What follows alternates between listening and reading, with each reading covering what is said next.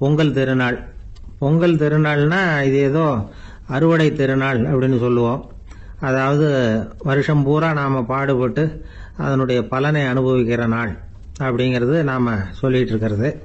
இது முக்கியமாக இது ஒரு நன்றி அறிவிப்பு நாள் அப்படின்னு சொல்லுவாங்க. இன்னைக்கு நிறைய நன்றி அறிவிப்பு கூட்டம்லாம் நடந்துகிட்டு இருக்குல்ல, அது மாதிரி விவசாயிகள் நடத்துகிற ஒரு நன்றி அறிவிப்பு விழா இது. யாருக்கு நன்றி சொல்றாங்கன்னா ஆதவனுக்கு. அதாவது சூரியன் இல்லைன்னா விவசாயம் இல்லை. அதனால ஆதவனுக்கு நன்றி செலுத்துகிற நாளாக இந்த பொங்கல் திருநாளை நாம கொண்டாடுறோம். அதாவது இந்த பொங்கல்ல விவசாயிகள்ட்ட இருந்து நிறைய பண்புகளை நாம தெரிஞ்சுக்க வேண்டிய நாள் இது. விவசாயிகள் அவங்க விவசாயம் முன்னேறி இருக்கிற அளவுக்கு விவசாயிகளுடைய வாழ்க்கை தரம் முன்னேறல. அந்த அளவுக்கு அவர்கள் நாட்டுக்காக உழைச்சிக்கிட்டு இருக்கிறாங்க. அந்த காலத்திலேயே அதை பத்தி ஒரு கதை சொல்றது உண்டு. ஒரு வயசான ஆளு நிலத்துல ஏறு உழுதுகிட்டு இருந்தாராம். கிழிஞ்சு போன ஒரு சின்ன துண்டை தான் இடுப்புல கட்டியிருந்தாராம். தலையில ஒரு கந்தலை சுத்தி இருந்தார். உடம்பு பூரா சேரு, ரொம்ப ஏழை. ஏறு ஓட்டிட்டு இருக்கிறவர் வேற எப்படி இருப்பார்? இருந்தாலும் அந்த ஆளு ரொம்ப ஜாலியா பாட்டு பாடிக்கிட்டே ஏறு உழுதுகிட்டு இருந்தாராம். உடம்புல தான் அவர் ஏழையை தவிர மனசுல ஒரு ஏழையா தெரியல. அந்த சமயத்துல அந்த நாட்டு ராஜா அந்த பக்கமா குதிரை மேல வந்தாராம். வேட்டைக்கு போயிட்டு பரிவாரங்களோட திரும்பி வந்துகிட்டு இருக்கிறார். ரொம்ப செல்வ செழிப்புல இருக்கிற ராஜா அவர் இந்த வயசான விவசாயியை பார்த்திருக்கார்.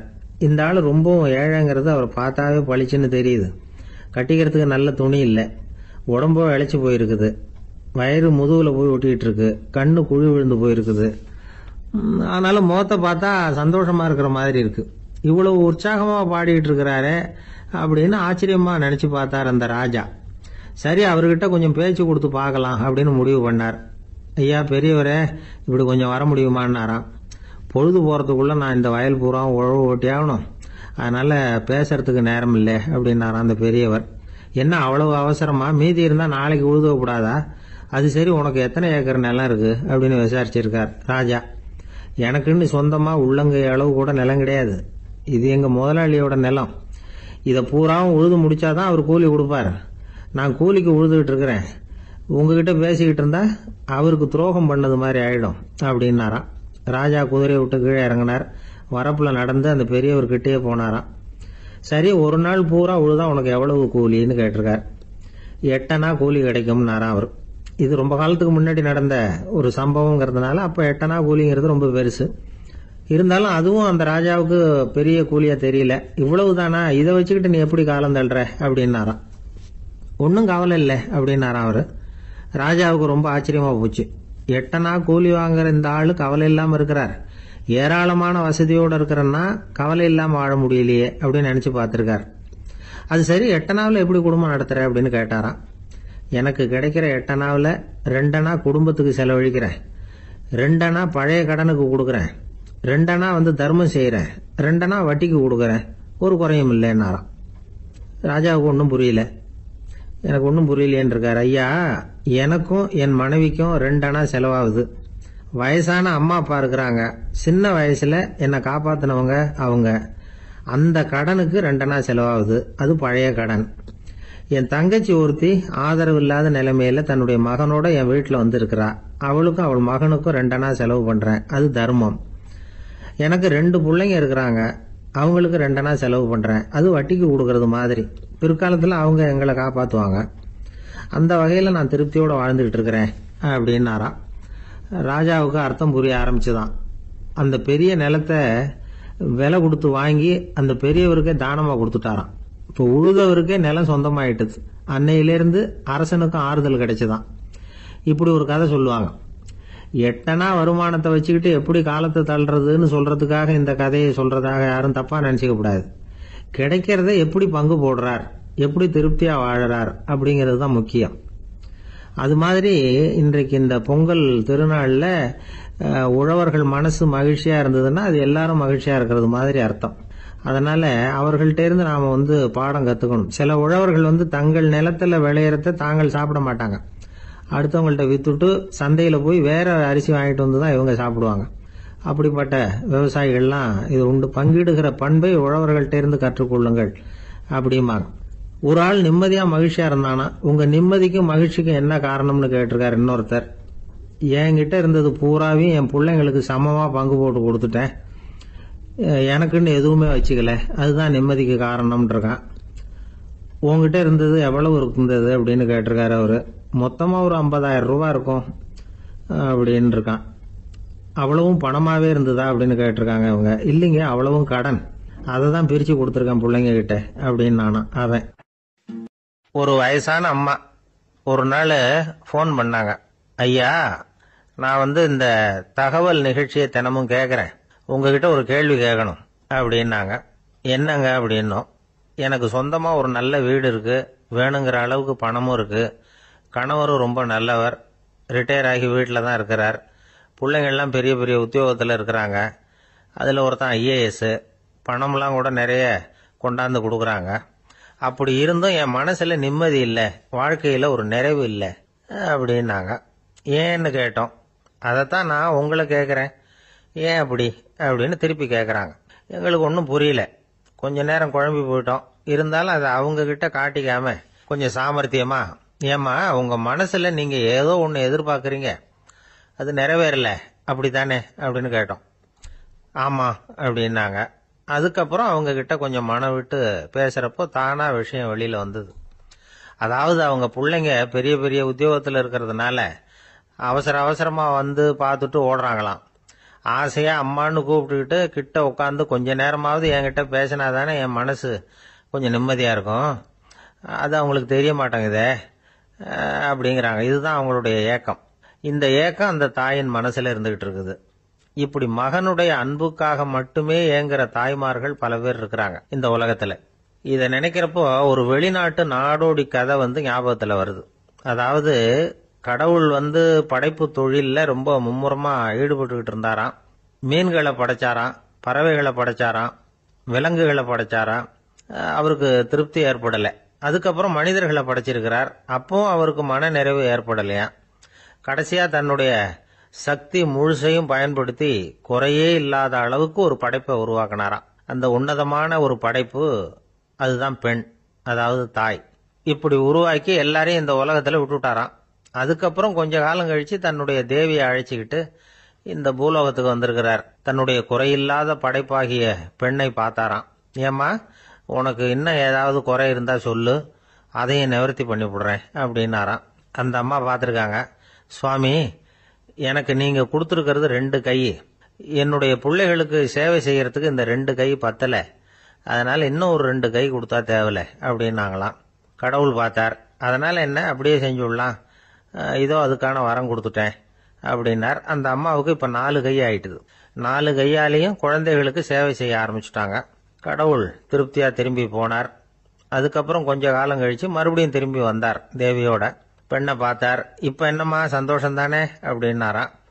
அதுக்கு அந்த அம்மா, சந்தோஷம்தான், இருந்தாலும் இப்போ எனக்கு இருக்கிற 2 காலும் போதில்லை, இன்னும் ஒரு 2 கால் இருந்தால் தேவையில்லை, நிறைய ஓடி ஆடி பிள்ளைகளுக்காக வேலை செய்ய வேண்டியிருக்குது அப்படின்னாங்களாம். சரின்னு சொல்லி 4 கால் இருக்கிறது மாதிரி செஞ்சுட்டு போயிட்டார் கடவுள்.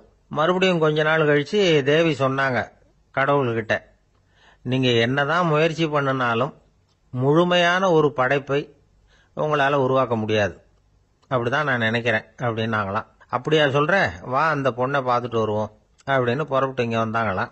இங்கே பார்த்தா 4 காலு 4 கையோடு அந்த பொண்ணு ஒரு செவுத்துல சாஞ்சி உட்காந்து அழுதுகிட்டு இருக்குது.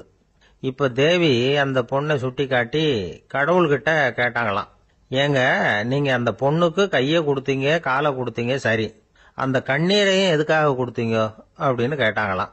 அதுக்கு கடவுள் சொன்னாராம், கையை கொடுத்தது நான் தான், காலை கொடுத்தது நான் தான், ஆனா அந்த கண்ணீரை கொடுத்தது நான் இல்லை, அதை கொடுத்தது அந்த அம்மாவோட பிள்ளைங்க அப்படின்னாராம். இன்னைக்கு அப்படித்தான் பல பிள்ளைங்க அவங்க அம்மாவுக்கு கண்ணீரை தான் கொடுத்துக்கிட்டு இருக்கிறாங்க. அம்மாவை மதிக்கிற பிள்ளைங்க தான் இன்னைக்கு நல்லபடியா இருக்கிறாங்கிறது அவங்களுக்கு தெரியறதில்ல. இந்த காலத்து பிள்ளையாண்டான் ஒருத்தன் அவங்க அம்மா கிட்டையும் நல்ல பிள்ளையா நடந்துக்குவான், மனைவி கிட்டையும் நல்ல கணவனா நடந்துக்குவான், ரொம்ப சாமர்த்தியம். ஒரு நாள் அவங்ககிட்ட கேட்டாங்க, ஏப்பா உங்க அம்மாவும் உன் மனைவியும் சண்டை போட்டுக்கிட்டா நீ எந்த பக்கம் அப்படின்னாங்களாம். வீட்டுக்கு வெளிப்பக்கம் அப்படின்னானா அவன். நம்பிக்கை இல்லைன்னா இந்த உலகத்துல நாம நடமாடவே முடியாது. அவநம்பிக்கையோடு இருந்துகிட்டு இருந்தா என்னைக்கும் அவஸ்தை தான்.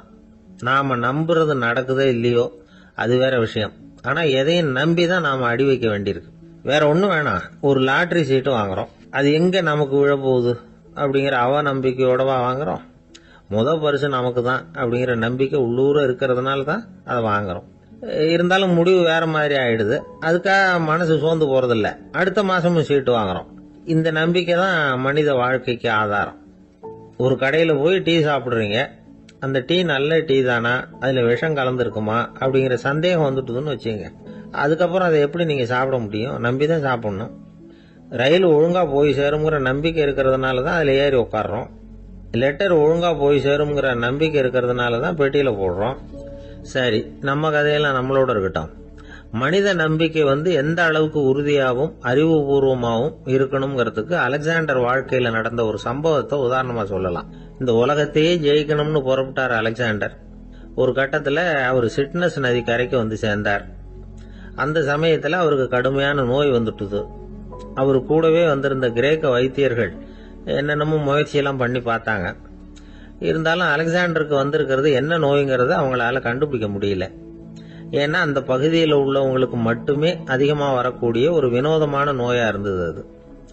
ஆனால் அவர் இருக்கிற இடம் எதிரியோட இடம், பாரசீக மன்னனோட ஆளுகைக்கு உட்பட்ட இடம். என்ன பண்ணுறது அப்படின்னு எல்லாரும் யோசனை பண்ணாங்க. பாரசீக மன்னனோட அரண்மனையில் இருக்கிற வைத்தியர் வந்தால் இந்த நோயை குணப்படுத்தி விடுவார் அப்படின்னு சொன்னாங்க. இருந்தாலும் எதிரியோட நாட்டில் இருக்கிற வைத்தியரை கூப்பிட்டு எப்படி நம்பி வைத்தியம் பார்க்க சொல்றது அப்படின்னு சொல்லி எல்லாரும் தயங்கினாங்க. ஆனால் அலெக்சாண்டர் தயங்கலை. பரவாயில்ல, அழைச்சிட்டு வாங்கன்னு விட்டார். உடனே அவரை போய் அழைச்சிட்டு வந்துட்டாங்க. அவர் வந்தார். அலெக்சாண்டர் உடம்பை பரிசோதனை பண்ணி பார்த்தார். சரி, இதை குணப்படுத்தி விடலாம், பயப்பட வேண்டியதில்லை. ஆனால் இதுக்கு ஒரு மூலிகை ரசம் தயார் பண்ணி கொடுக்கணும். நான் போய் அதை தயார் பண்ணிட்டு 2 நாளில் திரும்பி வந்துடுறேன் அப்படின்னு சொல்லிவிட்டு போனார் அந்த வைத்தியர். அதே மாதிரி 2 நாளில் திரும்பி வந்தார் மூலிகை ரசத்தோட.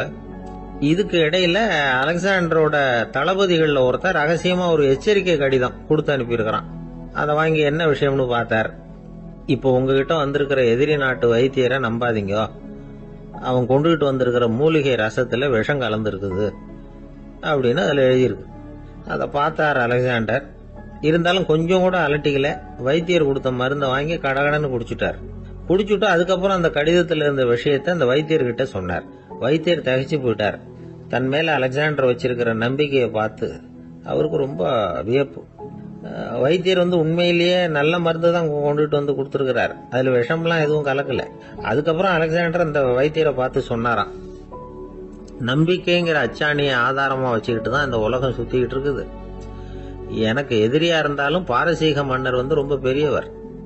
அப்பேற்பட்ட மன்னருடைய அரண்மனை வைத்தியர் தொழில் நேர்மை இல்லாதவரா இருக்க மாட்டார். அப்படி இருந்தா அவரை அரண்மனை வைத்தியரா வச்சிருக்கவே மாட்டாங்க அப்படின்னு நம்பினேன். என்னுடைய நம்பிக்கை வீண் போகல அப்படின்னாராம். இதுதான் மானுட நம்பிக்கைங்கிறது. இந்த காலத்திலயும் இது மாதிரி இந்த மானுட நம்பிக்கை ரொம்பவும் சாமர்த்தியமா கையாளுகிற கெட்டிக்காரங்க சில பேர் இருக்கிறாங்க. ஒரு இந்த காலத்து குரு, அவருக்கு ஒரு சிஷ்யன். குரு முன்னாடி அந்த சிஷ்யன் ரொம்ப பணிவா நின்று, குருவே உங்க கையால விஷத்தை கொடுத்தாலும் அதை வாங்கி மடமடன்னு குடிச்சிருவேன் அப்படின்னா. உன்னுடைய குரு பக்தியை மெச்சினேன் அப்படின்னாரு குரு. அதுக்கு அந்த சிஷ்யன், அப்படி இல்லை குருவே, உங்ககிட்ட சிஷ்யனா இருக்கிறத விட உங்க கையால விஷத்தை வாங்கி குடிச்சு விடுறது ரொம்ப நல்லது, அதனாலதான் அப்படி சொன்னேன் அப்படின்னா. அந்த காலத்துல அண்ணாமலை ரெட்டியார்னு ஒருத்தர் இருந்தார். அவர் வெங்கனூர் அப்படிங்கிற கிராமத்துல இருந்தார். அங்க இருந்து விருத்தாசலம் கோவிலுக்கு தவறாம போயிட்டு வந்துகிட்டு இருந்தார். இடையில வெள்ளாறு, அதுல ஒரு சமயம் வெள்ளம் வந்துட்டுது. இவரால் போக முடியல. அதோட விளைவு வெங்கனூர்லயே ஒரு கோவில் கட்டணும் அப்படின்னு முடிவு பண்ணார், சிவாலயம். அந்த சமயத்துல வடநாட்டுல பஞ்சம். அதனால அங்க இருந்த பல சிற்பிகள் தென்னாட்டை நோக்கி வர ஆரம்பிச்சாங்க. அவங்க வெங்கனூர் வழியா வர்றது தெரிஞ்சதும் இவர் போய் பார்த்தார். இங்க ஒரு கோவில் கட்டணும், அதுக்கு நீங்க உதவணும்னார். பஞ்ச காலத்துல இப்படி ஒரு வாய்ப்பு கிடைச்சதுல அவங்களுக்கும் ரொம்ப மகிழ்ச்சி. உற்சாகத்தோட ஒத்துக்கிட்டாங்க. ஆலய திருப்பணி ஆரம்பமாச்சு. அவங்களுக்கு வேண்டிய எல்லா வசதிகளையும் இவர் செஞ்சு கொடுத்தார். அவங்களுக்கு எந்த குறையும் இல்லாம பாத்துக்கிட்டார். அது மட்டும் இல்ல, ஒவ்வொரு நாளும் அங்க வருவாரு. உங்களுக்கு என்ன வேணும், எது வேணும்னு கேட்பாரு. ஏதாவது குறை இருந்தா சொல்லுவாங்க, உடனே தீர்த்து வைப்பார். இவரும் கேட்பாரு, எந்த குறையா இருந்தாலும் என்கிட்ட சொல்லுங்க அப்படின்னு சொல்லுவார். அதை தவிர இவராகவே கவனிச்சும் அவங்களுக்கு என்னென்ன தேவைங்கிறத கண்டுபிடிச்சு அதையெல்லாம் கொடுத்துக்கிட்டு இருப்பார். என்ன தேவைன்னாலும் அதை நிறைவேற்றி வச்சிருவார். அந்த சிற்பிகளின் தலைவன் ஒருத்தன், அந்த ஆளுக்கு வெத்தலை பாக்கு போடுறது பழக்கம். இதை தெரிஞ்சுக்கிட்டு அதுக்காகவே ஒரு ஆளை ஏற்பாடு பண்ணார். வேணுங்கிற போலாம் நீ வெத்தலை சிவல் மடிச்சு கொடுக்க வேண்டியது உன் வேலை அப்படின்னு ஒருத்தனை ஏற்பாடு பண்ணிட்டார். இப்படி எல்லாம் செஞ்சதும் அவங்களுக்கும் ரொம்ப உற்சாகம். ரொம்ப பொறுப்பா சிற்ப வேலைகளை செஞ்சுக்கிட்டு இருக்கிறாங்க. ஒரு நாள் என்னாச்சு தெரியுமா? அந்த சிற்பிகளின் தலைவன் ரொம்ப நுணுக்கமா ஒரு வேலையை செஞ்சுக்கிட்டு இருக்கிறான். சாரம் போட்டு அது மேல படுத்துக்கிட்டு அண்ணாந்து பார்த்து உச்சியில நுணுக்கமான சிற்பங்களை உருவாக்கிக்கிட்டு இருக்கான். சிற்பியின் கவனம் செதறப்படாதுங்கிறதுனால இவரு மெதுவா சத்தம் போடாம கிட்ட போய் நின்று அதை கவனிச்சுக்கிட்டு இருக்கிறார். அந்த சிற்பி வழக்கம் போல வெத்தலை பாக்குக்காக இடது கையை கீழே நீட்டினான். அந்த சமயம் பார்த்து அவருக்கு தாம்பூலம் கொடுக்கறவன் அங்க இல்ல, எங்கேயோ போயிருக்கிறான். அண்ணாமலை ரெட்டியார் என்ன பண்ணாரு தெரியுமா? தனக்காக கொடுக்கப்பட்ட தாம்பூலத்தை வாங்கி சிற்பியின் கையில கொடுக்கறாரு. அவன் வாங்கி போட்டுக்கிட்டான். இது என்ன இன்னைக்கு வெத்தலை சீவல் வேற மாதிரி இருக்குது, வாசனை தாம்பூலமா இருக்குது அப்படின்னு யோசனை பண்ணிட்டு கீழே திரும்பி பாக்குறார். பார்த்தா ரெட்டியார் மறுபடியும் சிற்பி கை நீட்டும் பொழுது கொடுக்கறதுக்காக தாம்பூலத்தை மடிச்சு வாங்கி வச்சுக்கிட்டு தயாரா நிக்கிறார். சிற்பிக்கு அதிர்ச்சி. உடனே பொத்துன்னு கீழே குதிச்சான். ஐயா, என்ன இது நீங்களா அப்படின்னா. இவர் சொன்னார், நான் ஒன்னும் தப்பு பண்ணலையே, உன்னுடைய கை புண்ணியம் செஞ்ச கை, கோயில் கட்டுற கை, அந்த கைக்கு தாம்பூலம் கொடுக்கறதுல என்ன தப்பு அப்படின்னாராம். ஏற்கனவே பஞ்சத்தில் அடிபட்டு வந்த எங்களை நீங்க ஆதரிச்சதே பெரிய விஷயம். இந்த செயல் என்ன ஒரு பெரிய கடனாளி ஆகிவிட்டது. ஐயா, எங்களுக்கு உணவு உடை இதை மட்டும் நீங்க கொடுத்தா போதும், ஊதியம்னு எதுவும் வாங்க மாட்டோம் அப்படின்னு நானும். அந்த சிற்பி எவ்வளவோ வற்புறுத்தியும் எதுவும் வாங்கிக்கலையாம். இந்த செய்தியை தமிழ் தாத்தா டாக்டர் ஊவேசா சொல்லியிருக்கிறார். அந்த காலத்துல எப்படிப்பட்டவங்க எல்லாம் வாழ்ந்திருக்கிறாங்க பாருங்க. இந்த காலத்துல ஒருத்தர் கோவில் கட்டினார், வேலை செய்யற எல்லாருக்கும் சாப்பாடு போடுவார். சிற்ப வேலை செஞ்சுட்டு சாப்பிட வர்ற ஒவ்வொருத்தர் கையையும் அன்பா பிடிச்சு முத்தம் கொடுத்து உள்ள அனுப்புவார். அந்த கைகளுக்கு நீங்க கொடுக்குற மரியாதையாது அப்படின்னு கேட்டாங்க.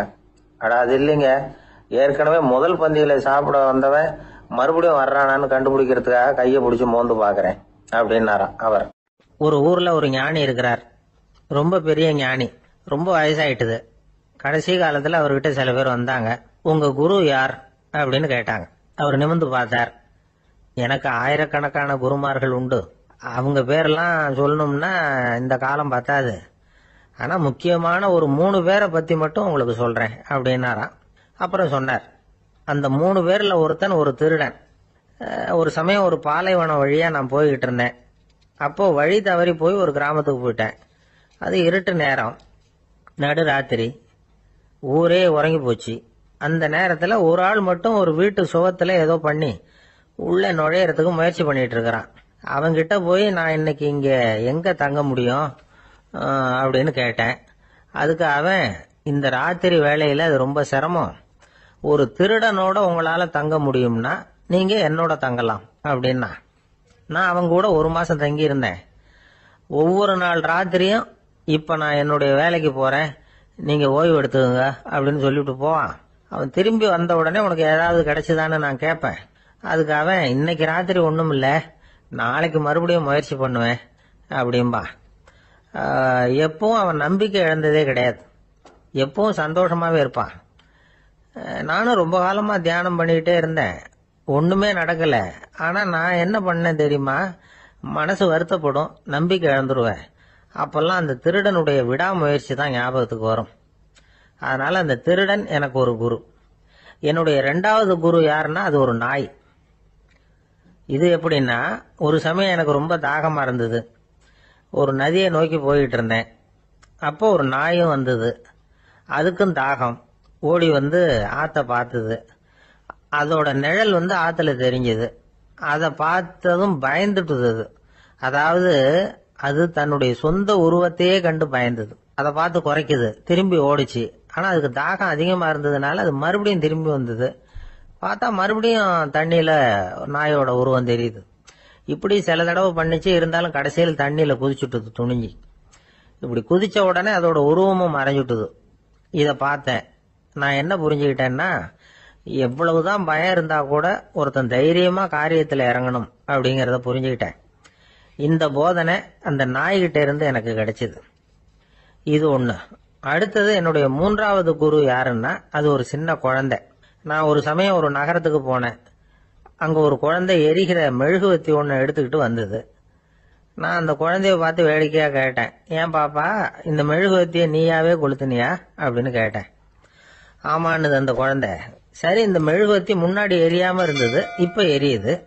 இந்த மெழுகுவத்திக்கு வெளிச்சம் எங்க இருந்து வந்தது, அதை எனக்கு காட்ட முடியுமா அப்படின்னு கேட்டேன் அந்த குழந்தைகிட்ட.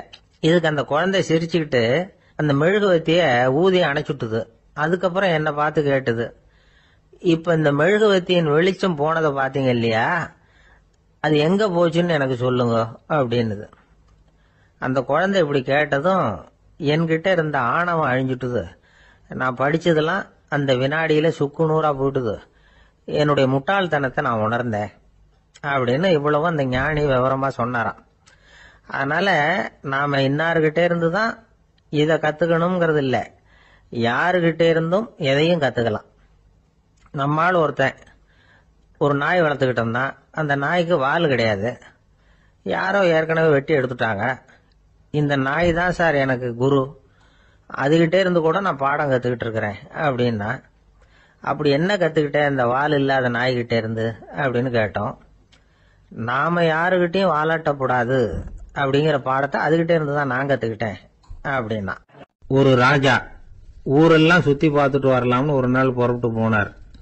ஒரு இடத்துல தறி நெசவு வேலை ரொம்ப மும்முரமா நடந்துகிட்டு இருந்தது. ஒரு பெரியவர் தறியால நெசவு வேலை செஞ்சுக்கிட்டு இருந்தார். பக்கத்துல ஒரு அழகான பொண்ணு உட்காந்து நூலை சுத்திக்கிட்டு இருக்குது. ராஜா அந்த பெரியவரை பார்த்து யார் இந்த பொண்ணுன்னு விசாரிச்சார். ராஜா அப்படி கேட்டதும் அவருக்கு ரொம்ப பெருமையா போயிட்டுது. ஏன்னா உட்கார்ந்து இருந்தது அவரோட மகள். அரசே, இது என்னுடைய மகள், இவ வேகமா நூல் தெரிக்கக்கூடியவள், வைக்கோல எடுத்து இவ தெரிச்சா கூட அது எல்லாம் பவுனிழையா வெளியில வரும் அப்படின்னு ஒரு ராசி இவளுக்கு அப்படின்னு ரொம்ப பெருமையா ராஜா கிட்ட சொன்னார். ராஜா இதை கேட்டதும் அசந்துட்டார். அப்படியா, இவ்வளவு அழகும் சாமர்த்தியமும் உள்ள இந்த பொண்ணு என்னோட வரட்டுமே, இவளை என் மருமகளா ஆக்கிக்கிறேன் அப்படின்னார் ராஜா. அந்த பெரியவருக்கு ஒன்னும் புரியல. ஏதோ கொஞ்சம் பெருமையா சொல்ல போவ அது இப்படி ஆயிட்டுதே அப்படின்னு கவலைப்பட்டார். இருந்தாலும் ராஜா பேச்ச தட்ட முடியுமா, மகளை அனுப்பி வச்சுட்டார். ராஜா அந்த பொண்ணை அரண்மனைக்கு அழைச்சிட்டு வந்தாரு. அங்க ஒரு அறையில வச்சு பூட்டி விட்டார். அந்த ரூம் நிறைய வைக்கோல கொண்டாந்து போட்டு அடைச்சாங்க. 3 ராட்டைகள் வேற வச்சிருந்தாங்க. நாளைக்கு பொழுது விடியறதுக்குள்ள நீ இந்த வைக்கோலையெல்லாம் தங்க இழைகளா மாத்தி காட்டணும். நாளைக்கு காலம்பரம் வந்து நான் இந்த அறை கதவை திறப்பேன். உன் தகப்பன் சொன்னது மாதிரி எல்லாம் தங்கமா மாறி இருக்கணும், இல்லைன்னா நீ உயிர் தப்ப முடியாது அப்படின்னு உத்தரவு போட்டார். பாவம் அந்த பொண்ணு என்ன பண்ணும், பகல் பூரா அழுதுகிட்டே உட்காந்துருக்குது. ராத்திரி பூராவும் தூக்கம் வரல. மறுநாள் அதிகாலை நேரத்துல யாரோ கதவை தட்டுற சத்தம் கேட்டுது. பயந்துகிட்டே கதவை திறக்கிறா. திறந்து பார்த்தா வெளியில 3 அவலட்சணமான பெண்கள். ஒருத்திக்கு வந்து கால் அகலமா முறை மாதிரி இருக்கு, இன்னொருத்திக்கு கட்டை விரல் கரண்டி மாதிரி பெருசா இருக்குது, 3வது பொண்ணுக்கு உதடு தடிச்சு ரப்பர் மாதிரி தொங்கிக்கிட்டு இருக்கு. யார் நீங்க, உங்களுக்கு என்ன வேணும் அப்படின்னு கேக்குது இந்த பொண்ணு. நாங்க உங்களுக்கு உதவி செய்யறதுக்கு தான் வந்திருக்கிறோம் அப்படின்னு சொல்லி உள்ள வந்தாங்க. உட்கார்ந்தாங்க. கொஞ்ச நேரத்துக்குள்ள உள்ள இருந்த வைக்கோலை எல்லாம் தங்க இழைகளா மாத்தி கொடுத்துட்டு போயிட்டாங்க. காலையில ராஜா வந்தார், பார்த்தார். ஆகா பேஷனார். இன்னும் கொஞ்சம் வைக்கோலை கொண்டாந்து அந்த ரூம்ல போட சொன்னார். இந்த வைக்கோலையும் இன்னைக்கு தங்கமா மாத்தி விடு, நாளைக்கு மறுநாள் உனக்கும் இளவரசனுக்கும் கல்யாணம்னு சொல்லிவிட்டார். இன்னைக்கு ராத்திரி அந்த 3 பொண்ணுங்களும் வந்தாங்க. வைக்கோல பொண்ணு இழைகளா மாத்தினாங்க, புறப்பட்டாங்க. இந்த பொண்ணு அவங்க காலில் விழுந்து வணங்கினா. என் உசுரை காப்பாத்தினீங்க, உங்களுக்கு நான் என்ன கைமாறு செய்ய போறேன் அப்படின்னா. பயப்படாத, நீ விரும்பினா எங்களுக்கு ஒரு உதவி செய்யலாம். உன்னுடைய கல்யாணத்துக்கு நாங்க 3 பேரும் வரோம். நீ எங்களை வந்து வரவேற்று ராஜா கிட்டையும் இளவரசர்கிட்டையும் நாங்க வந்து உன்னோட பெரியப்பா பொண்ணுங்கன்னு சொல்லி அறிமுகப்படுத்தி வை, நாங்க விருந்து சாப்பிட்டுட்டு போயிடுறோம் அப்படின்னாங்க. ரொம்பவும் சந்தோஷமா சரின்னு ஒத்துக்கிட்டா. கல்யாண நாள் வந்தது. கல்யாணம் ரொம்ப கோலாகலமா நடந்துகிட்டு இருக்கு. எல்லா தேசத்து ராஜா ராணிகளும் வந்துகிட்டு இருக்கிறாங்க. அந்த 3 அவலட்சணமான பொண்ணுங்களும் வந்து சேர்ந்தாங்க. யார் இவங்கன்னு கேட்டார் ராஜா. என் பெரியப்பா பொண்ணுங்க அப்படின்னா அந்த பொண்ணு. காலும் உதடும் கட்டை விரலும் ஏன் இப்படி உங்களுக்கு அவலட்சணம் ஆயிட்டுது அப்படின்னு கேட்டார். அதுக்கு அந்த பொண்ணுங்க பதில் சொன்னாங்க. என்ன செய்யறது, ஓயாம வைக்கோல 100 ஒருத்தியோட கட்டை விரல் அப்படி கரண்டி மாதிரி ஆயிட்டுது, நாக்கில் தொட்டு தொட்டு திரிச்சதுனால ஒருத்தியோட உதடு அப்படி ஆயிட்டுது, காலால கட்டையை அழுத்தி அழுத்தி தறி போட்டதுனால இன்னொருத்தையோட கால் இப்படி ஆயிட்டுது. உங்க மருமகளா வந்திருக்கிற இந்த பொண்ணு அந்த மூணையுமே செய்ய தெரிஞ்சவ தான். என்ன ஆக போதும் இன்னும் கொஞ்ச நாள்ல அப்படின்னாங்க. அவ்வளவுதான், ராஜா பயந்துட்டார். அம்மா, இன்னையிலிருந்து நீ இளவரசனின் மனைவி, நீ எப்பவும் அழகா இருக்கணும், அதனால நீ இனிமே வைக்கோலை திரிக்கவே கூடாது அப்படின்னு உத்தரவு போட்டார். அவளை இக்கட்டான சூழ்நிலையிலிருந்து காப்பாத்தின அந்த 3 பொண்ணுங்களும் சந்தோஷமா திரும்பி போயிட்டாங்களாம். சுவாமி சின்மயானந்தர் இந்த கதையை சொல்லி இருக்கிறார். தன்னலம் மறந்து சுயலாபத்தை தியாகம் செய்யறது வைக்கோல்ல இருந்து தங்க இழைய நூக்கிறது மாதிரி அப்படிங்கிறார் அவர். அது இருக்கட்டும், இப்ப நம்ம கதைக்கு வருவோம். ஒரு ராஜா தன்னோட மகனுக்கு சுயவரம் நடத்தினார். எல்லா தேசத்தில இருந்தும் ராஜகுமாரர்கள் வந்திருந்தாங்க. ராஜகுமாரிய கல்யாணம் பண்ணிக்கலாம்ங்கிற ஆசையில சுயம்பர மண்டபத்திலிருந்து எல்லா ராஜகுமாரர்களும் அலறி அடிச்சுக்கிட்டு வெளியில ஓடி வந்துட்டு இருக்கிறாங்களாம். ஏன் அப்படி எல்லாரும் மிரண்டு போய் ஓடி வர்றாங்கன்னு கேட்டார் ஒருத்தர். அதுக்கு இன்னொருத்தர் விவரம் சொன்னார். ராஜகுமாரியை இன்னைக்குதான் அவங்க நேர்ல பார்த்தாங்களாம், அதுதான் அப்படி ஓடி வந்துட்டு இருக்கிறாங்க அப்படின்னார். ஒரே ஒரு ஊர்ல ஒரு ராஜா இருந்தாராம். அவர் நிறைய சம்பாதிக்கணும்னு திட்டம் போட்டார். தனக்காக சம்பாதிக்கணும்னு நினைக்கல, தன்னுடைய நாட்டுக்காக சம்பாதிக்கணும் அப்படின்னு நினைச்சார். அரசாங்க கருவூலத்துல கையிருப்பு குறைச்சலா இருந்தது. மக்கள் கிட்ட வரி விதிச்சாகணும், வேற வழி இல்லை. ஆனாலும் அந்த ராஜா மக்கள் கஷ்டப்படக்கூடாது அப்படின்னு நினைக்கிறவர். மக்கள் வரியையும் கட்டணும், அதே நேரத்தில் அவங்க சிரமப்படவும் கூடாது. இதுக்கு தகுந்த மாதிரி ஒரு திட்டம் போட்டார். அது பிரகாரம் என்ன பண்ணார்னா, அந்த நாட்டில் ஒரு 3 பெரிய குளங்களை தோண்டினார். அது நிறைய தண்ணீரை நிரப்புனார். அதுக்கப்புறம் எங்கேயோ தேடி பிடிச்சி 3 விதமான மீன்களை கொண்டுகிட்டு வந்தார். அந்த 3 குளங்கள்லையும் விட்டார். அதை ஒவ்வொரு குளத்திலையும் ஒவ்வொரு விதமான மீன்கள். அந்த மீன்களுக்கு அபூர்வமான ஒரு சக்தி உண்டு. அது எப்படின்னா, அந்த குளத்துல குளிக்க வர்றவங்களுக்கு அந்த மீன்கள் கடிக்கும் பொழுது வலி ஏற்படுறதில்லை. அதுக்கு பதிலா மகிழ்ச்சி நிறைந்த ஒரு இனிமையான உணர்வை அவங்க அனுபவிச்சாங்க. அது எப்படின்னா, இந்த முதல் குளத்துல இருந்த மீன்களால கடிக்கப்படும் பொழுது ஒரு விதமான இன்ப மயக்கத்துல திளைச்சிருக்கிறது மாதிரி உணர்வு. இந்த 2வது குளம் இருக்க, அதுல இருக்கிற மீன் கடிச்சதுன்னு வைங்க, மக்களுக்கு எப்படி இருக்கும்னா, கால்களே தரையில படாம அப்படியே ஆகாயத்துல மிதக்கிறது மாதிரி ஒரு உணர்வு. அதை அனுபவிக்கிறாங்க. 3வது குளத்துல இருக்கிற மீன் கடிச்சதுன்னா அவங்க எல்லாம் அப்படியே கோடீஸ்வரரா மாறிட்டதாக ஒரு உணர்வு. அதை அவங்களால அனுபவிக்க முடியுது. இப்படி ஒரு அபூர்வமான மீன் அது, அந்த 3 வகை. இப்படி இருந்தா மக்கள் அந்த குளங்கள்ல குளிக்கிறதுக்கு ஆசைப்படாம இருப்பாங்களா? அதனால கூட்டம் கூட்டமா அலமோத ஆரம்பிச்சுட்டாங்க. ஒவ்வொரு குளத்தின் கரையிலேயும் கியூ வரிசையில் நிக்க ஆரம்பிச்சுட்டாங்க.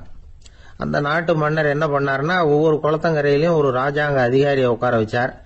டிக்கெட்டை அடிச்சு கொடுத்தார். குளிக்க வர்றவங்க கிட்ட ஒரு குறிப்பிட்ட தொகையை கட்டணமா வசூலிக்க ஆரம்பிச்சார். அவ்வளவுதான், அரசாங்க கருவூலம் நிரம்ப ஆரம்பிச்சுட்டுது.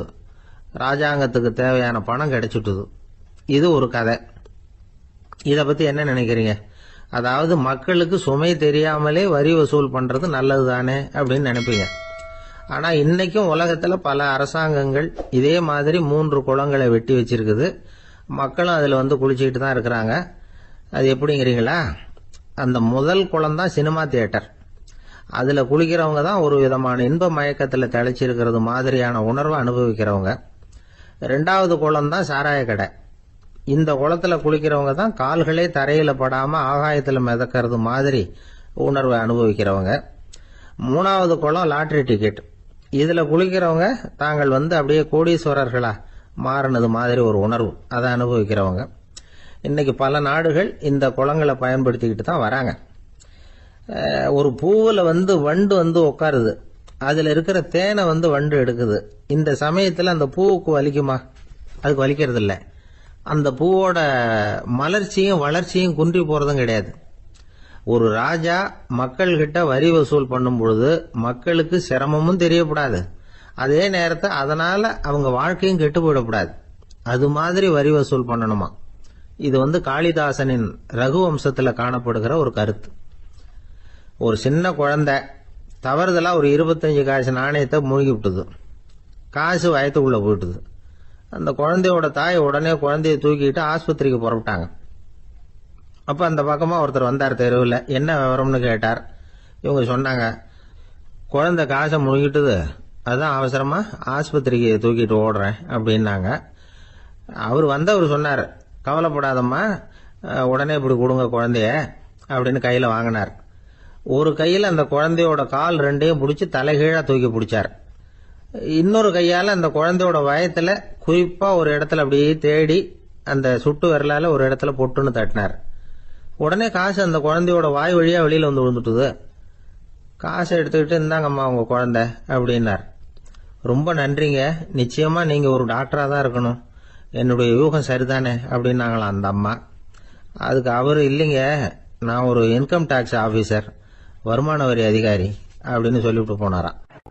அந்த ஆள் என்ன கண்ணா பண்ணான்னு திட்டி விட்டான் சார், அதை நினைச்சா எனக்கு ரொம்ப வருத்தமா இருக்கு அப்படின்னு சொல்லி கவலைப்பட்டார் ஒருத்தர். இதுல கவலைப்படுறதுக்கு என்ன இருக்குது அப்படின்னார் ஒரு பெரியவர். அவர் ஒரு மகான். என்ன சார் இப்படி சொல்றீங்க, ஒருத்தர் நம்ம பார்த்து திட்டுனா வருத்தமா இருக்காதா அப்படின்னார். அது எப்படி வருத்தமா இருக்கும், திட்டுறதுங்கிறது என்ன, அது வெறும் சத்தம் தானே அப்படின்னார் அந்த பெரியவர். நம்ம ஆளுக்கு தலையை பிச்சுக்கலாம் போல இருந்தது. இருக்காது அப்படின்னா நமக்கு அப்படித்தானே தோணுது. அந்த பெரியவர் சொல்றது ரொம்ப பெரிய விஷயம். அதை நாம புரிஞ்சிக்க முயற்சி பண்ணலாம்னா நடைமுறை வாழ்க்கைக்கு அது ஒத்து வர்றது மாதிரி தெரிய மாட்டேங்குது. இருந்தாலும் அந்த பெரியவர் அதுக்கு என்னதான் விளக்கம் கொடுக்கறாருன்னு பாப்போமே. ஒரு ரயில் போயிட்டு இருக்கு, அதுல ஒரு சாது போயிட்டு இருக்கார். அந்த ரயில் அவரு ஹரித்வாரம் போயிட்டு இருக்காரு. அவரு ரயில்ல ஏகப்பட்ட கூட்டம். நம்ம ஊர் ரயில் கேட்க வேணும், டிக்கெட் வாங்கிட்டு கொஞ்சம் பேர், வாங்காத கொஞ்சம் பேர். அது என்னத்துக்கு அனாவசியமா டிக்கெட் அப்படிங்கிற நினைப்புல பாதி பேர். இந்த கூட்டத்துக்கு மத்தியில அந்த சாதுவும் போயிட்டு இருக்கிறார். உட்கார்றதுக்காக இருந்த இடத்துல ஒரு ஆள் படுத்திருக்கிறான், கொஞ்சம் முரட்டு ஆசாமி. அவன் காலு பக்கத்துல கொஞ்சோண்டு இடம் பாக்கி இருந்தது. அந்த இடத்துல இந்த சாது உட்கார்ந்திருந்தார். மெதுவா உட்காந்துக்கிட்டார் போய். ஆனா அந்த ஆளு ராத்திரி பூரா இவரை காலால உதச்சிக்கிட்டே இருக்கிறான். அது இவருக்கு ரொம்ப அவமானமா பட்டது. அதனால துக்கம் ஏற்பட்டது. இருந்தாலும் அதை ஒரு மாதிரியா சகிச்சுக்கிட்டே இவர் வந்து சேர்ந்தார். பொழுது விடிஞ்சது. அந்த சாது ஹரித்வார் வந்து சேர்ந்தார். அங்க ஒரு பெரிய ஞானியை சந்திச்சார். ராத்திரி ரயில்ல அந்த ஆளு உதைச்சதையும் அதனால தனக்கு ஏற்பட்ட துக்கத்தையும் இந்த சாது அந்த ஞானி கிட்ட சொன்னார். சொல்லிவிட்டு, ஏன் சுவாமி, எனக்கு துக்கம் ஏற்பட்டதே அது தப்பா அப்படின்னு கேட்டார். தவறுதான் அந்த ஞானி. உனக்கு இன்னமும் தேக அபிமானம் போகலைங்கிறது தான் அது காட்டுது. அஷ்டாவக்கிரர் என்ன சொல்றார் தெரியுமா, உண்மையான ஞானி யாராவது தன்னை வந்தனை செய்தால் அதற்காக சந்தோஷப்பட மாட்டார், யாராவது நிந்தனை செய்தால் அதற்காக வருத்தப்பட மாட்டார் அப்படின்னு சொல்றார். நிந்தனைங்கிறது ஒரு ஒலி தான். தேகாபிமானம் இருக்கிற வரைக்கும் இந்த ஒலி நம்மளை வேதனைப்படுத்தும்.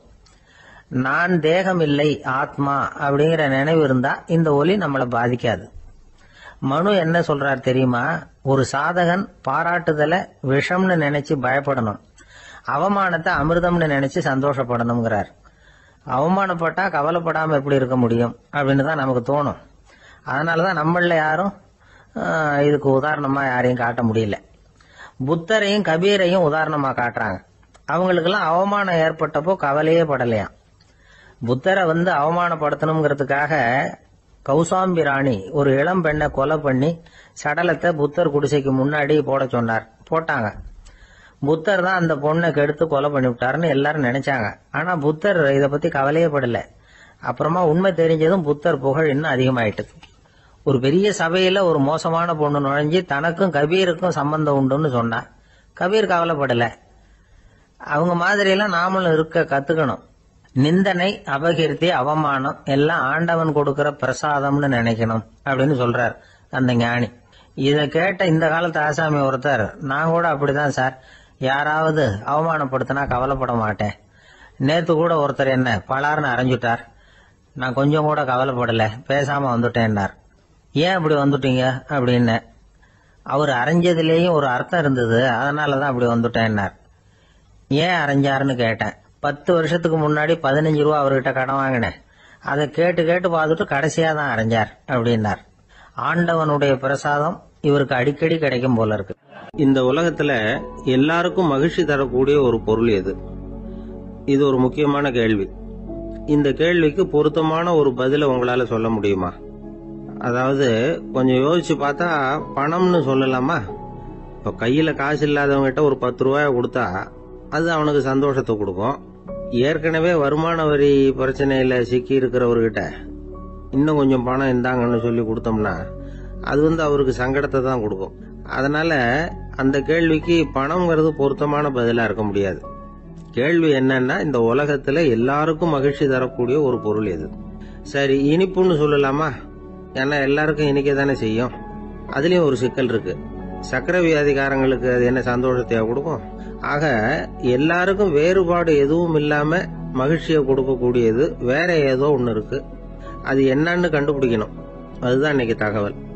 அதை கண்டுபிடிக்கணும்னா இந்த கதையை கேட்கணும். அது என்ன கதைன்னா, ஒரு ஊர்ல ஒரு ராஜா இருந்தார். அவருக்கும் இதே சந்தேகம் வந்துட்டுது. அதாவது எல்லாருக்கும் இன்பம் தரக்கூடிய பொருள் எது அப்படின்னு. இதுக்கு பதில் தெரிஞ்சுக்கிறதுக்கு ஆசைப்பட்டார். சரி, அதுக்கு என்ன செய்யலாம்னு யோசனை பண்ணாரு. நாட்டு மக்களுக்கு பகிரங்கமா ஒரு அறிவிப்பு கொடுத்தார். நம்ம நாட்டு மக்கள் இன்பம் தரக்கூடிய பொருள் எதுன்னு நினைக்கிறாங்களோ அதை கொண்டுகிட்டு வந்து அரண்மனையில உள்ள கண்காட்சி மண்டபத்துல வைக்கலாம். அப்படி அவங்க வைக்கிற பொருள்கள்ல எது எல்லாருக்கும் இன்பம் தரக்கூடியதா இருக்குமோ அதை வச்சவருக்கு 1000 பொற்காசுகள் பரிசு அப்படின்னு அறிவிப்பு கொடுத்துட்டார். ஜனங்கள் இந்த அறிவிப்பை கேட்டாங்க. அதுக்கப்புறம் சும்மா இருப்பாங்களா? 1000 பொற்காசுன்னா சும்மாவா? அவங்க கையில என்னென்ன கிடைச்சதோ அதையெல்லாம் கொண்டாந்து அரண்மனை காட்சி மண்டபத்துல வச்சுட்டாங்க. அதுக்கப்புறமா ராஜா அங்க வந்தார். ஒவ்வொன்னா பாத்துக்கிட்டே வந்தார். முதல்ல ஒரு குயில் இருந்தது, இனிமையா பாடக்கூடிய குயில். இந்த குயிலோட இன்னிசை எல்லாருக்கும் இன்பம் தரக்கூடியதுதான். இருந்தாலும் காது கேட்காதவங்களுக்கு இந்த இசை எப்படி இன்பம் தர முடியும்? அதனால இது சரியில்லைன்னு விட்டார். அடுத்தபடியா போனாரு. அங்க என்ன வச்சிருக்கிறாங்கன்னு பார்த்தார். பார்த்தா ஒரு அழகான மயில் அங்க தோகை விரிச்சு ஆடிக்கிட்டு இருக்குது. இந்த மயிலோட ஆட்டம் மனசுக்கு இன்பம் தரக்கூடியதுதான். இருந்தாலும் பார்வை இல்லாதவங்க இந்த ஆட்டத்தை பார்த்து ரசிக்க முடியுமா? முடியாது. அதனால இதுவும் சரியில்லை அப்படின்னு சொல்லிவிட்டார். அதுக்கு அடுத்தபடியா போனார். பல வகையான இனிப்பு பண்டங்களை வச்சிருந்தாங்க. பார்த்தார், வயசானவங்களுக்கும் நோயாளிகளுக்கும் இது இன்பம் தராது, துன்பம் தான் கொடுக்கும் அப்படின்னார். இப்படி ஒவ்வொன்னா பார்த்துக்கிட்டே போறார். அழகான மலர்கள், கனிகள், ஓவியங்கள் எதுவுமே பொருத்தமா தெரியல. சகல பேருக்கும் இன்பம் தரக்கூடிய வகையில எதுவும் இல்லை. கடைசியா வந்தாரு. அங்க ஒரு களிமண் பொம்மை இருந்தது. அது என்ன பொம்மை தெரியுமா? பசியால வாடி இருக்கிற ஒருத்தருக்கு ஒரு அம்மா இனிமையா பேசிக்கிட்டு சோறு போடுறது மாதிரி அந்த பொம்மையை செஞ்சிருந்தாங்க. அதுக்கு கீழே அன்பு அப்படின்னு எழுதியிருந்ததுதான். ராஜா பளிச்சுன்னு ஒரு முடிவுக்கு வந்தார். அந்த பொம்மையை செஞ்ச சிற்பியை வரவழைச்சார், பரிசு கொடுத்தார். அன்பு ஒண்ணுதான் எல்லாருக்கும் இன்பம் அளிக்கக்கூடிய பொருள். காது கேட்காதவங்களும் அதை கேட்க முடியும், பார்வை இல்லாதவங்களும் அதை பார்க்க முடியும், குழந்தைகளும் அதை உணர முடியும் அப்படின்னு அதுக்கு விளக்கம் கொடுத்தார் அந்த மன்னர். இந்த உலகத்துல எல்லாருக்கும் மகிழ்ச்சி தரக்கூடிய ஒரு பொருள் அன்பு தான். அதை புரிஞ்சுக்கிட்டு தான் சில கணவன்மார்கள் மனைவி பேர்ல ரொம்ப அன்பை காட்டிக்கிறது வழக்கம். ஒரு வீட்டு வாசப்படி பக்கமா மழைக்கு ஒதுங்கினார் ஒருத்தர். மழை தூரிக்கிட்டு இருந்தது, இருட்டு நேரம். அந்த வீட்டுல இருந்தவர், இன்னைக்கு ராத்திரி வேணும்னா இங்கேயே தங்கிட்டு காலையில போங்க அப்படின்னார். உடனே இவரு சொன்னார், ரொம்ப நன்றிங்க, ஒரு 10 நிமிஷத்துல இதை வந்துடுறேன் அப்படின்னு சொல்லிவிட்டு எங்கேயோ ஓடினார். 10 நிமிஷம் கழிச்சு திரும்பி வந்தார். ஆமா, எங்க போயிட்டு வந்தீங்கன்னு கேட்டார் வீட்டுல இருந்தவர். நேரா எங்க வீட்டுக்கு போய் மனைவி கிட்ட இன்னைக்கு ராத்திரி இங்கேயே தங்கிறேன்னு சொல்லிவிட்டு வந்துட்டேன் அப்படின்னார் அவர். அன்புல இது ஒரு ரகம். எதிர்காலத்தை நினைச்சா எனக்கு ரொம்ப பயமா இருக்கு சார் அப்படின்னு சொல்றவங்க நிறைய பேர் இருக்கிறாங்க. அதாவது பயப்படாத மனிதர்கள்னு யாருமே கிடையாது. ஒவ்வொருத்தருக்கும் ஒவ்வொரு விதமான பயம் இருந்தாலும் ஒட்டுமொத்தமா பாக்குறப்போ மனிதனுக்கு 6 விதமான பய உணர்வுகள் வரலாம் அப்படின்னு பெரியவங்க சொல்றாங்க. எல்லா விதமான பயமும் இந்த 6 வகைக்குள்ள அடக்கம். அந்த 6 வகை பயமும் 6 எதிரிகள் மாதிரியாம். 6 எதிரிகளையும் புரிஞ்சுக்கிட்டோம்னா போதும், வாழ்க்கையில சுலபமா வெற்றி அடைய முடியும். சரி, அந்த 6 வகை பயம் என்னென்ன அப்படின்னு பார்ப்போம். முதல்ல வறுமை பற்றிய பயம், 2வது பழிச்சொல் பற்றிய பயம், 3வது உடல் நலம் பாதிப்பு பற்றிய பயம், 4வது என்னன்னா காதல் தோல்வி, 5வது முதுமை, 6வது மரணம். அதாவது பயப்படுறதுங்கிறது ஒரு மனநிலை தான். இந்த மனநிலையை கட்டுப்படுத்த முடியும், திசை திருப்ப முடியும். சரி, இந்த பயங்களின் அறிகுறிகள் எப்படி இருக்கும்? வறுமை பற்றிய பயம் அப்படின்னு முதல்ல சொன்னோம் இல்லையா, அந்த பயத்தின் அறிகுறிகளை தெரிஞ்சுக்குவோம். எதுலேயும் அக்கறை இல்லாம இருக்கிறது, ஒரு குறிக்கோள் இல்லாம இருக்கிறது, வறுமையை சகிச்சுக்கிறது, வாழ்க்கையில கிடைக்கிறது எதுவா இருந்தாலும் ஆட்சேபனை இல்லாமல் ஏத்துக்கிறது, மனசாலும் உடம்பாலும் சோர்ந்து போயிருக்கிறது, ஆர்வம், முனைப்பு, கற்பனை திறன் எதுவுமே இல்லாம இருக்கிறது. இதெல்லாம் தான் அந்த வறுமை பற்றிய பயத்தின் அறிகுறிகள். அந்த அடுத்தது ஒண்ணு பார்த்தோமே, பழிச்சொல் பற்றிய பயம். அதாவது அடுத்தவங்க நம்மளை குறை சொல்லி விடுவாங்களோ அப்படிங்கிற பயம். இதுக்கு அறிகுறி என்ன தெரியுமா? புதியவர்களை சந்திக்கிறதுக்கு பயப்படுறது, முடிவு எடுக்க முடியாம குழம்புறது, பிரச்சனைகளை தவிர்க்க விரும்புறது, தாழ்வு மனப்பான்மை, வரவுக்கு மீறி செலவு செஞ்சு இமேஜை உயர்த்திக்கிறது, குறிக்கோள் இல்லாத வாழ்க்கை. இதெல்லாம் தான் அதுக்கு அறிகுறிகள். மூணாவது பயம் உடல் நலம் பாதிப்பு பற்றிய பயம், அதாவது நோய் பற்றிய பயம். ஒரு உண்மை என்ன தெரியுமா? டாக்டரை சந்திக்கிற மனிதர்கள்ல 75% பேர் தங்களுக்கு நோய் வந்துட்டுதுங்கிற கற்பனையில இருக்கிறவங்களாம். நிஜமாவே நோய் கிடையாது அவங்களுக்கு. இந்த பயத்தின் அறிகுறிகள் என்னன்னா, வியாதிக்கான அறிகுறிகள் தன்னிடம் இருக்கிறதாக நினைச்சுக்கிறது, எந்த நேரமும் வியாதியை பத்தியே பேசி பேசி மனசை அங்கேயே வச்சிருக்கிறது, நோய் சம்பந்தமான செய்திகளை படிச்சு நமக்கு இப்படி ஆயிடுமோ அப்படின்னு வேதனைப்படுறது. இதெல்லாம் தான் அதுக்கு அறிகுறிகள். நாலாவது பயம் காதல் தோல்வி. இது ரொம்ப வேதனை, உடம்பையும் மனசையும் சீரழிச்சு விடும். ஆண்களை விட பெண்கள் தான் இந்த பய உணர்வுல அதிகமா பாதிக்கப்படுறாங்க. அஞ்சாவது முதுமை பற்றிய பயம். ஆறாவது மரண பயம், வயசான காலத்துல எப்படி சமாளிக்கிறது அப்படிங்கிற பயம். ஆக இதையெல்லாம் நாம புரிஞ்சுக்க வேண்டியது ரொம்ப அவசியம். இந்த 6 வகை பயங்களை சரியா புரிஞ்சுக்கிட்டு நாம நடந்துக்கணும். வாழ்க்கையின் முன்னேற்றத்துக்கு இந்த பயங்கள் முட்டுக்கட்டே ஆயிடக்கூடாது. உழைச்சி பணம் சேர்க்கணும், உற்சாகமா மனசை வச்சுக்கணும். மனசை கட்டுப்படுத்துகிற மார்க்கம் தெரிஞ்சுக்கிட்டா போதும், எல்லாம் சரியா வந்துடும். நம்ம ஆள் ஒருத்தன் சொன்னான், சார் எனக்கு வறுமை பற்றிய பயம்தான் இருந்தது, ஒரே ராத்திரியில 30,000 ரூபாய் தயார் பண்ணிவிட்டேன், இப்ப எனக்கு இன்னொரு பயம் வந்துட்டுதுன்னா. என்ன பயம்னு கேட்டாங்க. போலீஸு கண்டுபிடிச்சிருமோங்கிற பயம்னா. இது இந்த பயத்துல அடங்காது. அதனால அஞ்சி அஞ்சி சாவார், அஞ்சாத பொருள் இல்லை அப்படின்னு பாரதி சொன்னார் இல்லையா? அது மாதிரி பயத்தை புரிந்து கொண்டு அதற்கு தகுந்த மாதிரி நம்முடைய வாழ்க்கையை அமைத்துக் கொள்ள வேண்டும். அப்படி அமைத்துக் கொள்ளுகிறவர்களுக்கு வெற்றி நிச்சயம். ஒரு சின்ன பையன் என்னை தேடிட்டு ஓடி வந்தான்.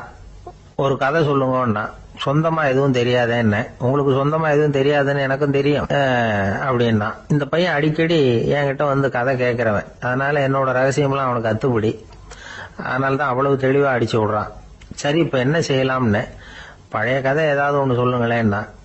உனக்கு கிருஷ்ணதேவராயரை தெரியுமான்னு. அவர்கிட்ட நேரில் பழக்கம் இல்லை, ஆனா அவரை பத்தி புஸ்தகத்துல படிச்சிருக்கேன்னா.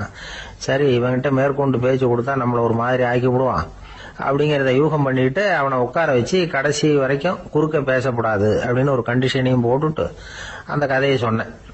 ஒரு சமயம் கிருஷ்ணதேவராயர் சமஸ்தானத்துக்கு ஒரு பெரிய வித்வான் வந்து சேர்ந்தாராம். என்னோட போட்டி போடுறதுக்கு இந்த ஊர்ல யாராவது இருக்கீங்களா அப்படின்னு சவால் விட்டாராம். அந்த ஊர்ல இருந்த பெரிய பெரிய வித்வான்லாம் இது ஏதுடா வம்பா போச்சுன்னு நினைக்க ஆரம்பிச்சுட்டாங்க. யாரும் அந்த ஆளோட போட்டி போடுறதுக்கு தயாரா இல்லை. எல்லாரும் நடுங்கிட்டு இருக்கிறாங்க. அந்த நேரத்துல ஒருத்த மட்டும் தைரியமா முன்னுக்கு வந்தான். அது யாருன்னா தெனாலிராமன். அந்த சமஸ்தானத்துல விகட கவி அவன். என்ன அனுப்புங்க போட்டிக்கு, நான் ஜெயிச்சு காட்டுறேன்னா. உனக்கு அவ்வளவு தைரியம் இருக்குதா அப்படின்னு கேட்டாங்க. தைரியம் மட்டும்தான் என்கிட்ட இருக்குது, ஆனா தைரியம் இருந்தா அதிர்ஷ்டம் தேடிட்டு வருங்கிறது எனக்கு தெரியும் அப்படின்னா. அடுத்த நாள் போட்டி ஆரம்பமாச்சு. அந்த பெரிய வித்வான் வந்து நின்னார். தெனாலிராமன் எதிரில் வந்து நின்னா. அந்த வித்வான் ஒரு விரல காட்டினார். தெனாலிராமன் பதிலுக்கு 2 விரல காட்டினான். வித்வான் 3 விரல காட்டினார். இவன் உடனே 4 விரல காட்டினான். உடனே 5 விரல காட்டினார் அவரு. தெனாலிராமன் உடனே தன்னுடைய கை முஷ்டியை காட்டினான், கையை மூடி காட்டினான். அவ்வளவுதான். அந்த பெரிய வித்வான் கிருஷ்ணதேவராயர் காலில் விழுந்தார். நான் தோத்துட்டேன், என் தோல்வியை ஒத்துக்கிறேன் அப்படின்னு சொல்லிவிட்டார். கிருஷ்ணதேவராயர் அவரை தனியா அழைச்சிட்டு போய் என்ன நடந்ததுன்னு விசாரிச்சார். அந்த வித்வான் விளக்கம் கொடுத்தார். ஆண்டவன் ஒருவன் தான் உண்டுங்கிறத விளக்கறதுக்காக நான் ஒரு விரல காட்டினேன். அப்படி இல்ல, சக்தியை சேர்த்தா சக்தி சிவன் 2 பேர் உண்டுன்னு உங்க வித்வான் 2 விரல காட்டினார். மூர்த்திகள் 3 பேருங்கிறதுக்காக நான் 3 விரல காட்டினேன். வேதங்கள் 4ன்னு சொல்லி ஒரு 4 விரல காட்டினார். பஞ்சபூதங்கள் 5ன்னு நான் 5 விரல காட்டினேன். அதையெல்லாம் அடக்கி ஆளணும்னு சொல்லி அவர் கையை மூடி உறுதியா காட்டினாரு. அடடா, உங்க வித்வானுக்கு எப்பேற்பட்ட அறிவு, அவர் தான் ஜெயிச்சார், நான் தோத்துட்டேன் அப்படின்னார் அவர். அப்படி சொல்லிவிட்டு அவர் போயிட்டார். அதுக்கப்புறம் தெனாலிராமனை கூப்பிட்டு என்னப்பா நடந்தது அப்படின்னு கேட்டாராம். அதுக்கு தெனாலிராமன் விளக்கம் கொடுத்துருக்கிறான். அவன் முதல்ல என்ன கொன்னுடுவேன்னு அந்த வித்வான் ஒரு விரல காட்டினான். உடனே ஒரு 2 கண்ணையும் தோண்டி போடுவேங்கிறதுக்காக நான் 2 விரல காட்டினேன். உனக்கு நாமம் போட்டுருவேன்னு சொல்லி 3 விரல காட்டினான். அதை அழிச்சிருவேன்னு 4 விரல காட்டினேன். உன்னை அரைஞ்சிருவேன்னு அவன் 5 விரல காட்டினான். நான் உங்களை குத்தி போடுவேன்னு சொல்லி கையை மூடி காட்டினேன் அப்படின்னா. இப்ப பாருங்க, ஜெயிச்சது யார்? தைரியம் மட்டும் இருந்துட்டா அதிர்ஷ்டம் தானா தேடி வருங்கிறது எவ்வளவு உண்மையா போச்சு. அதனால நாம எப்பவும் தைரியமா இருக்கணும்னு சொல்லிவிட்டு என் எதிரில் கதை கேட்டுட்டு உட்காந்துருந்த சின்ன பையனை பார்த்தேன். அவன் என்னை நிமிர்ந்து பார்த்தான். அவன் தன்னோட கை கால் ரெண்டையும் ஒரு மாதிரியா என் முன்னால தூக்கி 20 விரல காட்டினான். எனக்கு ஒன்றும் புரியல. இதுக்கு என்னப்பா அர்த்தம்னு கேட்டேன்.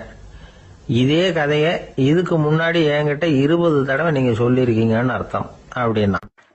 ஒரு குரு, இளம் சீடர்கள் எதிரில் உட்கார்ந்துருக்கிறாங்க. குரு பாடம் நடத்திக்கிட்டு இருக்கிறார். சீடர்களுக்கு ஒரு ஆசை, அதாவது ஒரு முக்கியமான மந்திரத்தை நம்ம குருநாதர்கிட்ட இருந்து கத்துக்கணும் அப்படிங்கிறது அவங்க ஆசை.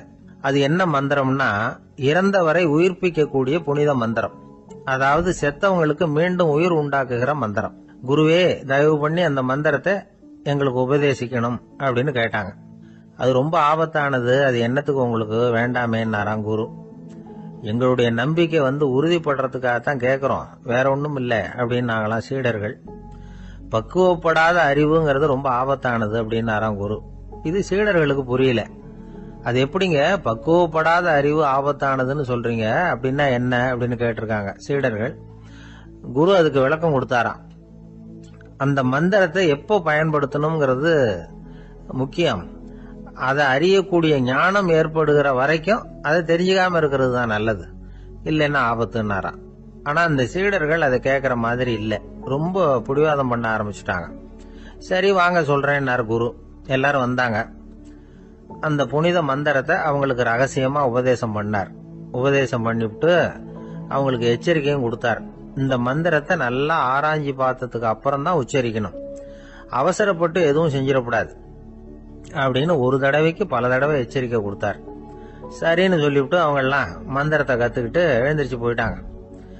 ஒரு நாள் அந்த சீடர்கள் எல்லாம் மணற்பாங்கான இடத்துல அப்படியே நடந்து போயிட்டு இருக்கிறாங்க. ஒரு பாலைவன பகுதி மாதிரி ஒரு இடம்.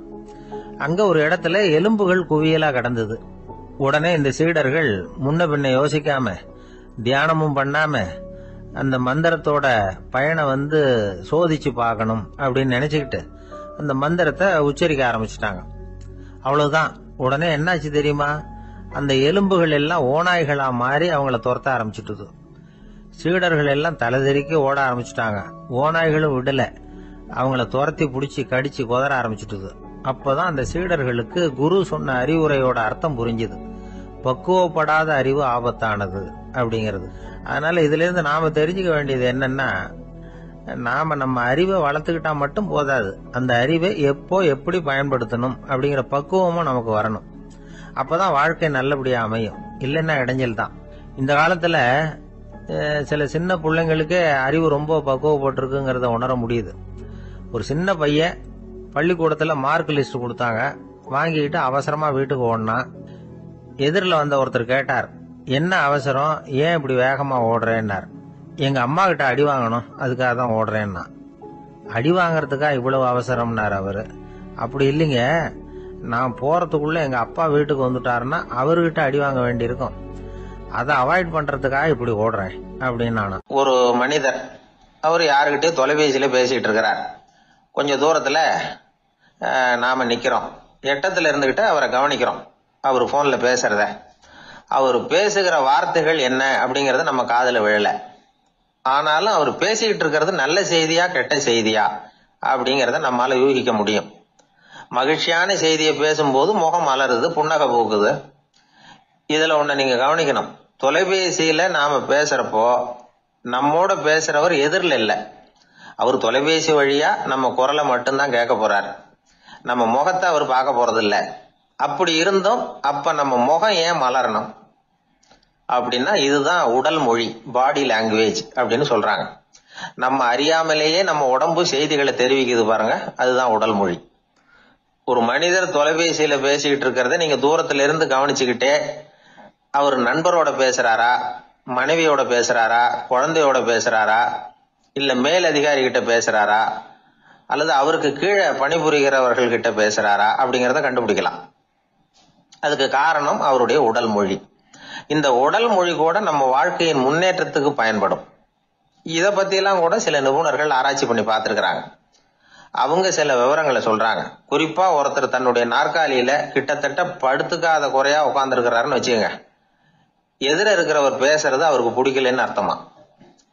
தலையை சொரிஞ்சுக்கிறது, வேற வேற திசைகள்ல பாக்குறது, கொட்டாவி விடுறது, கால்களை மாத்தி போட்டு உட்கார்றது, களைப்பா கை விரல்களை அப்படியே பின்னிக்கிறது, அடிக்கடி கடிகாரத்தை பாக்குறது, இப்படிலாம் ஒருத்தர் பண்ணிட்டு இருக்கிறாருன்னா நாம கூடிய சீக்கிரம் அந்த இடத்த விட்டு எழுந்திரிச்சு வந்துடுறது நல்லது. ஏன்னா இதெல்லாம் அவருடைய சலிப்பு, சோர்வு, ஆர்வமின்மை இதுக்கு அடையாளங்கள். நம்முடைய பேச்சு அவரை சலிப்படைய வச்சுட்டதுன்னு அர்த்தம். அவர் ரொம்பவும் சோர்ந்து போயிட்டாருன்னு பொருள். நம்முடைய பேச்சில் அவருக்கு ஆர்வம் இல்லைன்னு அர்த்தம். அதே நேரத்தில் நாற்காலியின் நுனியில அமர்ந்து உடலை முன்னுக்கு நகர்த்தி எதிர இருக்கிறவரின் கண்களை பார்த்துக்கிட்டே பேசினாலும் சரி அல்லது பேச்ச கேட்டாலும் சரி, உங்க பேர்ல மற்றவங்களுக்கு உள்ள பிடிப்பு அதிகரிக்கும். நாம எப்படிப்பட்டவர்ங்கிறத நம்ம உடம்பும் நடை உடை பாவனையும் அடுத்தவங்களுக்கு காட்டி கொடுத்துரும். உங்க உடம்பு, உங்க பார்வை, நடை, உட்கார்ற விதம் இதை வச்சுக்கிட்டே நீங்க பொறுப்புள்ளவரா, முரடரா, அலட்சியமானவரா, மரியாதை தெரிஞ்சவரா, அடக்கமானவரா, நம்பிக்கைக்கு உரியவரா, நாணயம் இல்லாதவரா, பயந்தவரா, திறமசாலியா, அப்பாவியா அப்படிங்கறதெல்லாம் கண்டுபிடிச்சிடலாம். அதனால இந்த உடல் மொழியை புரிஞ்சுக்கிட்டு நம்மளை கொஞ்சம் சரிப்படுத்திக்கிட்டோம்னா வாழ்க்கையில சுலபமா பல காரியங்களை சாதிக்க முடியும். ஒரு மனநல மருத்துவமனை, அங்க ஒருத்தர் ஒரு நாற்காலியில உட்காந்துக்கிட்டு கார் ஓட்டுறது மாதிரி அப்படி பாவனை பண்ணிட்டு இருந்தார். ஸ்டேரிங்க திருப்புறது மாதிரி, பின்னாடி வர்ற வண்டியை நிக்க சொல்றது மாதிரி, அப்புறம் இவர் ஒதுங்கிக்கிட்டு அவருக்கு வழி விடுறது மாதிரி, இப்படிலாம் சேட்டைகள் பண்ணிட்டு இருந்தார் மனநல மருத்துவமனையில. இத பார்த்துக்கிட்டு இருந்த ஒருத்தர் பக்கத்துல இருந்த இன்னொருத்தர்கிட்ட கேட்டார், இவர் ஏன் இப்படி பண்றாரு, இவருக்கு ஏன் அப்படி வந்தது நிலைமை அப்படின்னு சொல்லி அவர் விசாரிச்சார். அப்ப அவர் விவரம் சொன்னார். வேற ஒண்ணும் இல்லைங்க, இவருக்கு கார் ஓட்டணும்னு ஆசை ரொம்ப காலமா, அது நிறைவேறாம போயிட்டுது. அதுக்கப்புறம் அவர் மனநோயாளியா மாறிட்டார். இங்க அழைச்சிட்டு வந்தாங்க. இங்க அழைச்சிட்டு வந்ததுல இருந்து அப்படிதான் பண்ணிட்டு இருக்கிறாரு. அவ கார் ஓட்டுறது மாதிரிலாம் பாவனை பண்ணிட்டு இருப்பார், திருப்புறது மாதிரி பண்ணுவார், பின்னாடி வர்றவங்களுக்கு இடம் விடுவார், இப்படிலாம் செய்யறார் அப்படின்னு விவரம் சொன்னாங்க. நீங்க சொல்லப்படாதா, இப்ப நீங்க கார் ஓட்டல, வெறும் நாற்காலியில தான் உட்கார்ந்து இருக்கிறீங்க அப்படின்னு நீங்க சொல்லப்படாதா அவருக்கு அப்படின்னு கேட்டாங்க.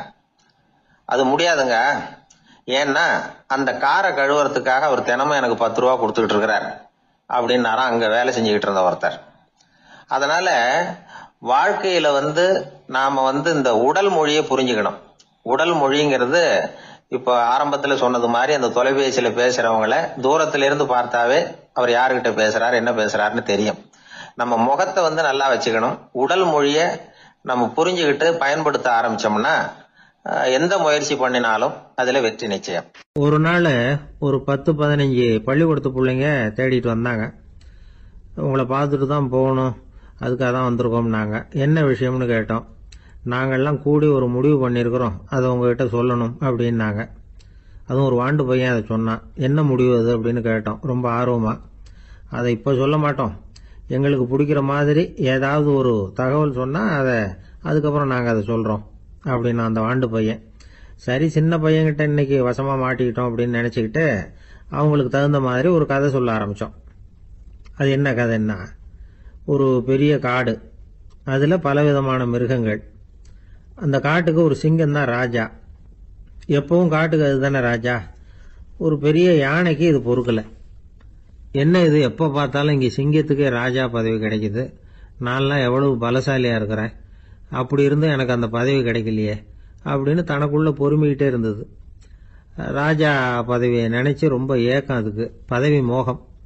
இந்த சமயம் பார்த்து ஒரு குள்ள நெறி கூட்டம் அதை தேடிட்டு வந்தது. ஐயா பெரியவங்களே, நீங்க இந்த காட்டுக்கு ராஜாவா இருக்க ஆசைப்படுறீங்க, அதுல ஒன்றும் தப்பு இல்லை.